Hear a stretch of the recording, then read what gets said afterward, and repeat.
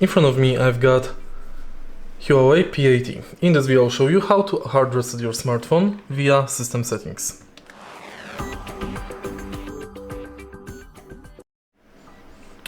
To hard reset your smartphone via system settings, let's go to Menu, Settings and find System and Updates.